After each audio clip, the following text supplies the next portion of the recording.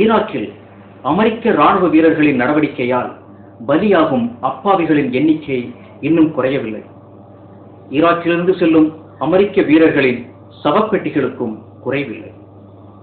கடந்த 2007 ஈராக்கில் ஆக்கிரமிப்பு படையினரால் பலியானவர்களை விட அதிக அளவு இவ்வாண்டில் அப்பாவி மக்கள் பலியாகியுள்ளனர். ஈராக் சுகாதாரத்துறை அமைச்சகம் வழங்கியுள்ள புள்ளி விவரத்தின்படி 968 அப்பாவி மக்கள் ஏப்ரல் மாதத்தில் மட்டும் படுகொலை செய்யப்பட்டுள்ளனர். அமெரிக்க படையினரும் அமெரிக்க ஆதரவு பெற்ற ஈராக் அரசு படையினரும் இந்த படுகொலைகளை நிகழ்த்தியுள்ளனர்.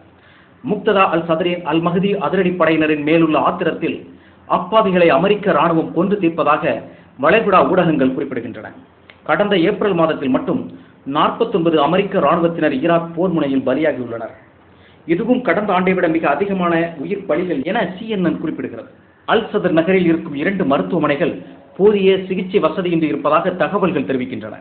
கடந்த மார்ச் மாதத்தில் படுகாயமடைந்த 2400 பேர் அல் சதர் மருத்துவமனையில் அனுமதிக்கப்பட்டனர். அதில் 421 பேரை உயிரற்ற சடலமாக அந்த மருத்துவமனை திருப்பி அனுப்பியுள்ளது.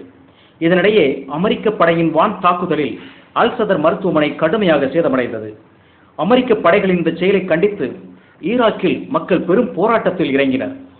ஈராக் போர் முனையில் பலியாகும் அமெரிக்க போர் வீரர்களின் எண்ணிக்கை அதிகரித்து வருவதை அடுத்து அமெரிக்காவிலும் அதிபர் புஷ்ஷுக்கு எதிரான போராட்டங்கள் வலுப்பெற்று வருகின்றன. வெள்ளை மாளிகைக்கு முன்பு ஏராளமான அமெரிக்க மக்கள் அணி திரண்டு போராட்டம் நடத்தினர். இதனிடையே வரலாற்றிலேயே மிக மோசமான செல்வாக்கில்லாத அதிபர் என ஜார்ஜ் புஷ்ஷை சர்வதேச கருத்து கணிப்பு ஒன்று குறிப்பிடுகிறது.